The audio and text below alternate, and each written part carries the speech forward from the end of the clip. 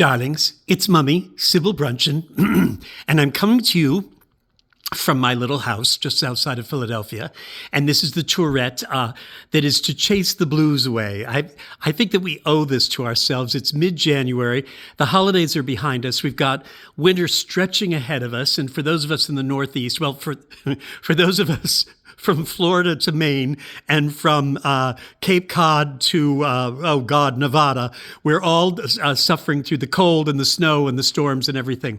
So I just thought that I would do a little a Tourette on how I have to chase the blues away, because I get very, very, very angsty after Christmas. There's nothing to celebrate. And so I'm trying to figure out ways, as I have for the last 103 years, to chase away my blues, these winter blues. It's so grim. Apropos of which, so the Christmas tree is coming down, and one way I've chased my blues away, I started when I was much younger, was to not have real trees anymore. That was too depressing. To take a beautiful tree, cut it down, bring it into the house, and decorate it, and then throw it away, just struck me as the height of I don't know what.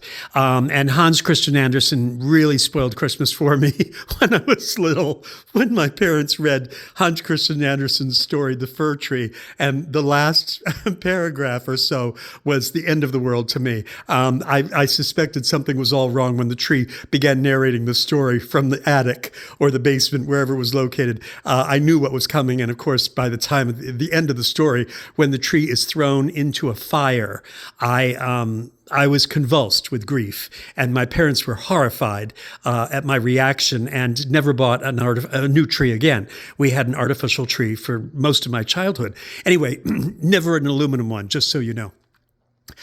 Because I would have had the aluminum tree sent to a smelter, a recycling bin. Anyway, so my tree is coming down today. The ornaments are packed, the lights are coming off, and the garlands are going, and everything's going. So this is going to be very, very, very empty looking and grim.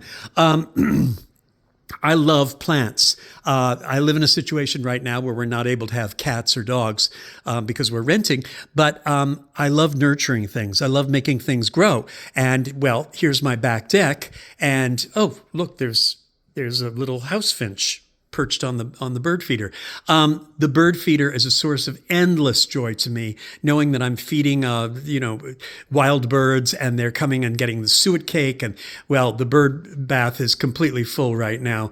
But all of my pots are completely dead. They're completely snowed over.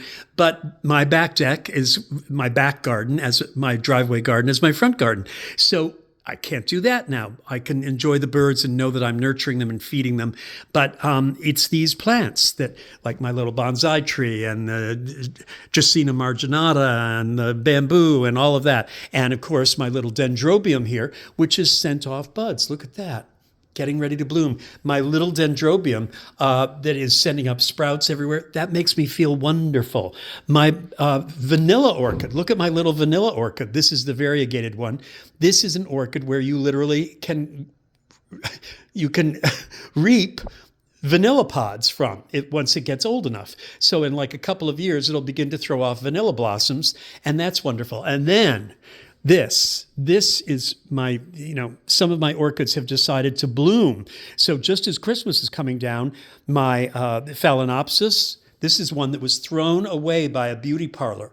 This was thrown away by a beauty parlor. I rescued it and brought it back to life. This one was a birthday present last February from my neighbors, Anantha and Vidya, and they gave me this, and it's blooming again. And this one is a little Zygopetalum, and this one was thrown away by a beauty parlor. Look at this. This was thrown away, and I've nurtured it back to health, and look, it's blooming. So get a houseplant, get a Christmas cactus. If you're afraid of orchids, don't be afraid of orchids. Call Mummy up and I'll advise you. I'll give you some hints right now. If you get an orchid, first of all, when it goes out of bloom, don't throw it away.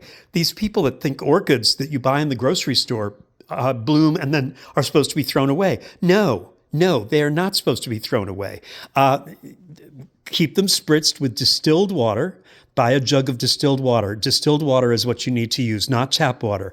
And look, they're usually planted in clear plastic pots. Can you see them in there? There's a clear plastic pot. They're clear plastic pots with holes in them. That's to allow air to get to their roots. Spritz the bark. And then if you want to make them more decorative, put them inside one of these white milk glass vases that you get at the florist store. Just buy them from them. They usually put bouquets in them. That gives you space between the pot of the orchid and the edge of the glass, of the milk glass. That allows air to circulate in there. That's what those orchids want. Orchids don't want to sit in water. They want their roots to be moist, but free to breathe. And their roots also can absorb light and feed the plant. Orchids are one of the few plants that has photosynthesis in the roots. There's a bunch of roots right there. Look at them. They're all sticking out. These orchids all think they're growing in trees. They aren't growing in soil. They think they're growing on the side of a tree, and that's where their roots go. They're epiphytes. It doesn't mean that they're parasites and will damage the tree. It just means that they need a tree to live on, and they don't take anything away from the tree or the health of the tree. They just want to live up in the air and breathe. And so they're used to having rain on them, but rain moving by and breathing and moving and air moving and all of that. That's why these orchids are healthy and happy. I'm not a miracle grower. I'm not someone who works miracles. I'm not the savior of plants. I'm just some ordinary person who rescues orchids because I can't rescue a kitty. So get yourself an orchid. Or if you're afraid of orchids, get something simpler like a Christmas cactus. It's almost impossible to kill a Christmas cactus.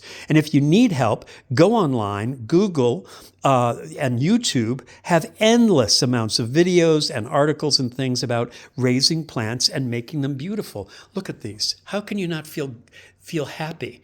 You know, it's January 16th, and this is what I'm living with. People post all the time their favorite things. Michael Botsko, he's always posting things that are his favorite things. He loves beauty. Well, this is me too. I love beauty. I love beauty. My friend Lori, she's a great gardener. This video is a tribute to her too. All right. Anyway, look at these, enjoy, and find things that give you pleasure this winter. Don't give in to the angst, the midwinter angst. Go walking in the sun. If you suffer from light deprivation like I do, go out in the sun. Bundle up and walk in the sun. And remember, darlings, to find things to be present for, to be mindful for, and to be grateful for. Everything you see and smell and touch and hear and taste and hold in your hand and your heart, all of this is only borrowed. It's all only borrowed.